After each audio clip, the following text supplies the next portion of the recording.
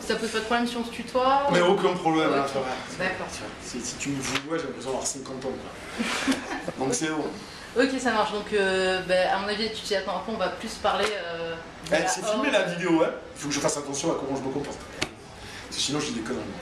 Donc je fais attention à ce que je peux. Non, mais nous aussi, on va en dire des conneries. D'accord. Donc déjà, bon, pour recadrer dans l'événement, est-ce que tu es un joueur de jeux vidéo à tes heures perdues? Ah mais je suis un gros joueur de jeux vidéo, moi. Et je dis même pas ça parce que je suis là, mais tu fais 3 recherches, tu sais que j'ai bossé 10 ans dans le jeu vidéo, ouais. J'ai été journaliste, pigiste, testeur, rédac chef de magazine de jeux vidéo, donc j'ai bossé à Gen 4, j'ai bossé à CD Console, j'ai bossé à plein de trucs, donc ouais, non, je suis gros joueur. Même gros no life à certains moments quand je tombe sur un MMO qui me plaît un peu trop, je suis un peu no life. Donc quel MMO par exemple? Ah ben moi j'ai tout fait depuis Ultima Online, hein. World of Warcraft. J'ai fait beaucoup Ultima Online, j'ai fait beaucoup World of Warcraft. D'accord. Voilà. Okay. C'est ceux auxquels j'ai le plus joué. Final Fantasy 11 aussi, beaucoup. Okay. Et juste pour information, quel serveur sur WoW Sur WoW, j'étais sur Drektar. Drektar, ok, ça marche. Voilà. Donc moi j'étais sur Dalaran. Hein. Ah, dommage. On s'est croisés, dommage. Mais je dois avoir un perso sur tous les serveurs, hein, fondamentalement. D'accord. Et Horde ou Alliance, c'est quand même super important. Les deux. On est sur les deux. Les deux. Okay. Mais j'aime bien l'Alliance parce que ça monte plus vite. Tu vois, c'est juste ça. Voilà. Puis les Horde 2, ils sont des fois un peu trop hardcore pour moi. Donc quand tu arrives dans les high level, et c'est toujours un peu le truc chiant avec ces jeux-là, c'est que quand tu arrives dans les high level et que tu peux pas consacrer ta life à ça non plus, et que tu te fais dégager d'une guilde parce que tu peux pas être présent 4 jours sur 7 pour faire des raids de 8h à minuit, moi ça me gave. Tu vois, donc au bout d'un moment, c'est sur la guilde qui veut bien m'accepter pour que quand j'arrive, allez, viens, on va faire un raid. Là c'est cool, là j'y vais, tu vois. Mais les mecs, c'est rigide, ça me gave. Bon, ouais, donc c'était plutôt guide de casual. Très bon, comme voilà. Non, j'étais très no life à l'époque. Hein. Ouais. Mais moi j'étais no life à la belle époque. Moi j'étais no life sur World of Warcraft quand il fallait aller se taper Ragnaros à Molten Core, puis après le repère de l'aile noire et que t'étais à 40. La très belle époque. Et celle-là, j'étais dans la meilleure guilde du serveur, on était comme des bourrins quasiment tous les soirs. Donc je l'ai fait aussi. Mais je peux plus le faire maintenant. Voilà. Okay. Maintenant je suis père hein, en plus. Ça ne reste pas beaucoup de temps. Ok. Bon alors une question on va dire plus classique qui à mon avis a dû être posée des milliers de fois. Ouais. En matière de film référence zombie, donc tu vas répondre Romero je suppose. Non. Non. Je vais te surprendre. Incroyable hein. Incroyable. Non j'aime beaucoup Romero, j'ai un énorme faible pour Le Jour des Morts Vivants, qui est mon Romero préféré, de loin, de très loin. Mais j'ai un énorme faible pour 28 semaines plus tard de Fresnadillo, que je trouvais être peut-être tout simplement le meilleur film de zombies. Meilleur film de zombies parce qu'en plus d'être, à mon sens, aussi flippant par moments, angoissant et thématiquement intéressant, c'est mieux réalisé qu'un Romero. Donc en plus, le mec, il sait bien tenir sa caméra. Donc, je te veux, Zack Snyder, c'est bien filmé, mais c'est pas aussi riche. J'aime bien les films désenchantés. J'aime bien les films un peu nihilistes, j'aime bien les films où quand ça se termine, ça me laisse un nœud dans la gorge et je me dis que ça a touché à quelque chose que j'avais pas envie de voir ou que j'avais pas envie d'entendre, qui met mal à l'aise, donc ça m'intéresse et ça je l'ai ressenti que dans Le Jour des Morts Vivants et que dans 28 semaines plus tard. Okay. D'accord, très bien. Alors après on va parler un peu plus du tournage de la Horde. Ouais. Donc déjà, pour toi c'est quoi les meilleurs moments dans ce tournage? Les moments de joie ou les moments intenses? J'en parlais il y a 30 secondes, mais le meilleur moment pour moi, enfin celui où on a le plus jubilé, c'est la scène avec les 300 zombies. Ouais. Pas parce que c'était la scène d'action finale ou quoi qu'est-ce, ou parce que c'est vrai je faisais mon petit rêve de gosse de me faire ma scène de Conan le Barbare avec un mec avec une machette et des zombies, mais parce que sur un tournage qui a été extrêmement difficile, on a vraiment chié tous les jours par manque d'argent, par manque de temps, où on n'a pas pu faire des fois le quart, le dixième de ce qu'on avait eu l'intention de faire. Ça a été la scène, le moment où ça s'est le mieux déroulé, si tu veux. Là encore, c'est surréaliste. Les gens, ils hallucinent quand on leur dit que cette scène, on l'a tournée en une demi-journée. En une matinée, on a tourné la scène de fight avec le mec sur la bagnole. Une demi-journée. Je sais pas, pour quelqu'un qui sait commencer un tournage, c'est quand même, tu vois, ça te montre un peu les conditions du truc, quoi.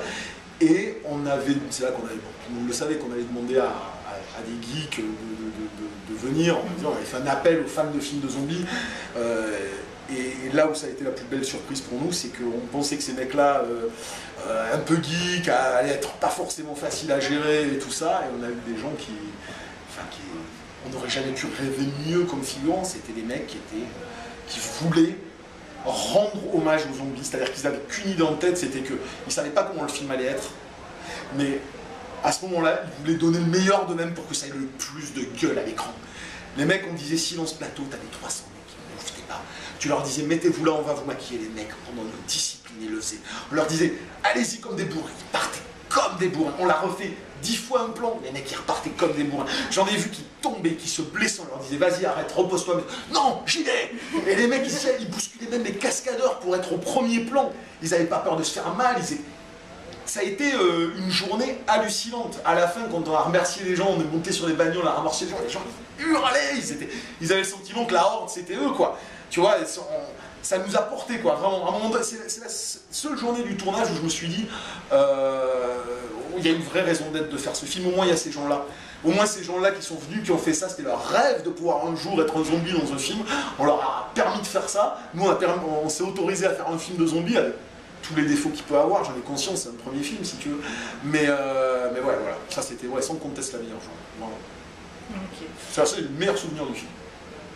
Ok, donc oui, donc de ce que j'ai pu en voir, en fait, au niveau du tournage, il y a eu, donc, au niveau du budget, des soucis, vous avez bien galéré. Bah, c'est tous les premiers films de genre en français. On a très peu de budget, et puis on était très ambitieux. Quand tu fais ton premier film, t'as pas forcément conscience de combien tout coûte, si tu veux. Puis nous, on s'est juste mis toutes les difficultés du monde sur la gueule, quoi. C'est des maquillages, des effets numériques, des explosions, des fusillades, des zombies. On aurait peut-être enlevé les explosions, les fusillades, on aurait pu faire un peu plus de trucs. Tu vois, le problème, si tu veux, c'est qu'on avait... Moi, j'étais très content du scénar qu'on avait écrit. Il en reste 40% à l'écran. Mais je m'en parle, il en reste 40% à l'écran. C'est la faute à personne, hein.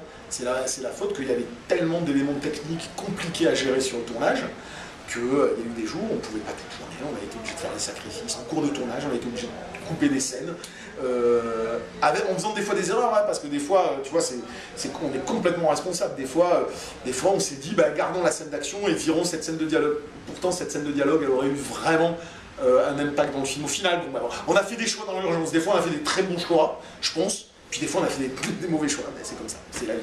Tu peux pas te rattraper. Nous, on avait 0 filet sur le tournage. Il n'y avait pas un copec pour pouvoir faire des retakes derrière. Donc, c'était ce que tu as filmé, c'est ce que tu as avec. Il faut te démerder avec. Je peux te dire que ça n'a pas été toujours facile au montage. Hein. Mais c'est comme ça, c'est la loi du truc. Je peux te dire qu'on a sacrément appris. On a sacrément appris. Il y a 12 milliards de trucs que je ne ferai pas de la même manière sur un deuxième film, ça c'est évident. Mais au final, on est quand même super content. Parce que le film a des trous scénaristiques, c'est évident. Il a des défauts par moment techniques, par manque de moyens, c'est évident. Mais il y a des scènes que moi, j'ai encore aujourd'hui, quand je mate certains passages, j'ai des frissons et je me dis, j'ai jamais vu ça en France. On ne pourra pas me l'enlever. C'est-à-dire la scène avec 300 zombies, un mec qui les découpe à la machette, j'ai jamais vu ça en France. Donc c'est tout, tu vois. Je l'ai fait, je suis hyper content d'avoir fait ça. J'aurais aimé avoir plus de temps, plus la possibilité de peaufiner le truc. Tu sais, nous on a eu une post-prod, c'était des gens 10 jours d'étalonnage, là où les autres ils ont 3 mois, hein, tu vois. Enfin, je caricature, hein, mais c'était un peu comme ça. C'est ric-rac. Alors j'ai une petite question vis-à-vis du scénario coupé. De ce que j'ai pu lire, en fait, tu voulais pas rentrer dans le débat pseudo-mystico-scientifique de l'origine des zombies, mais est-ce que tu avais eu l'intention au départ de montrer plus le début de l'infection ou pas? Parce qu'en fait, on voit ils sont dans le bâtiment et les zombies arrivent. On ne sait pas ce qui s'est passé à l'extérieur vu qu'ils sont dans un environnement clos. Évidemment qu'on avait, si tu veux, la plus grosse coupe qu'on a fait après notre première prépa, parce qu'on a eu 2 prépas pour te dire, on a fait une première prépa, on s'est rendu compte que ça allait être impossible dans le budget qui nous était imparti. On a donc fait une deuxième prépa, on a perdu des très bons techniciens qui, les conditions financières, ne pouvaient pas continuer à le faire. Il a fallu reconstituer une équipe. Et on a dû faire des choix drastiques. Et si tu veux, il y avait la plus grosse coupe qu'on a fait, moi, qui a été la plus douloureuse, c'était qu'en fait, il y avait d'autres personnages féminins dans le film. Il y avait un enfant et une mère qui étaient en plus de la flic, qui rencontrait la flic, qui étaient 2 personnages antinomiques. Donc tu vois, un autre flic qui n'était pas enceinte, hein, mais qui était une femme-mec, et tu avais cette femme-femme, et elle se confrontait. Et il y avait tout un truc de mise en place au départ, avec la mère, l'enfant qui devenait zombie et tout ça. c'était vachement plus riche, vachement plus intéressant, on n'avait juste pas les moyens de le faire. Mais, donc on a condensé le personnage par rapport au personnage féminin, on a condensé 2 persos en un. Des fois ça passe pas bien, et puis voilà. C'est les aléas du truc. Ok. Il me reste Mais on n'avait pas les origines, mais on avait la progressive contamination. Bon, ils ont perdu du temps à cause des gens qui ont fait des photos avant, on peut leur laisser 2 minutes de plus, je pense. Donc rapidement en fait, de ce que j'ai compris, donc tu as monté ta boîte de prod, Capture the Flag. On l'avait monté avant le film. Voilà, d'accord, ok. Est-ce qu'aujourd'hui tu as des projets précis en tête pour cette boîte-là? Enfin, comment on est sur plusieurs projets. Bah, là on a produit un film qui s'appelle Territoire, qui est une coprod franco-canadienne et qui sort en juin là. Bientôt, malheureusement je crois qu'il sera un peu en sortie technique, mais bon, ça c'est pas notre choix, c'est le choix des exploitants et des distributeurs. Et puis on a d'autres projets, on a des projets de polar, on a des projets de comédie, on a de tout, qui sont dans les starting blocks, mais tu sais, on est une petite boîte de prod, on est 3, dont un seul vraiment producteur, si tu veux, les 2 autres on est réal, donc c'est lui qui fait le max du boulot, et il peut pas avoir la tête sur 50 milliards de trucs en même temps. En plus on est sur une série télé par canal et tout, donc voilà, beaucoup de choses à faire. Ok. Alors, une question un peu particulière. Quelle est la question qu'on t'a jamais posée mais que tu aurais aimé que quelqu'un te pose? Purée. Ça. Pas de musique. C'est un bon moment. J'en ai aucune. La question que j'aurais aimé qu'on me pose. Ouais. Je sèche. C'est vrai? Je crois qu'on m'a posé tellement de questions. Ouais, j'ai réussi à te coller déjà. C'est pas mal. Ouais. Bon, alors comment va ton fils? Il va bien, merci. Ok, et donc dernier petit truc. Tu sais comment il s'appelle mon fils? Non. Marius Conan. Marius Conan. On ne se refait pas. Oui, je vois. Tu vois, voilà. Ok, donc un dernier petit truc. Est-ce que tu peux nous faire un petit cri du zombie là, comme ça, en impro? Un petit cri de zombie. Un zombie ça crie pas, hein. Enfin, un zombie ça fait... Ça fait ça. Mais nous on avait beaucoup une blague, on faisait des zombies toulousains sur le tournage. On faisait oh putain. C'était nos conneries à nous, voilà. Ok, ça marche. Bah écoute, merci pour cette interview. Ah bah merci, c'est con, c'est un peu court.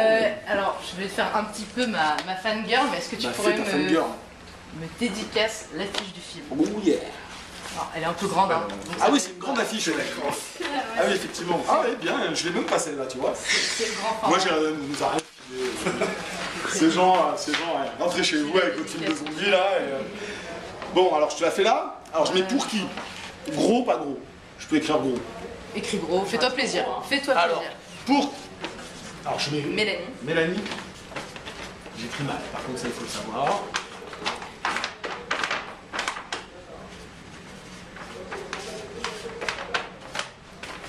Waouh!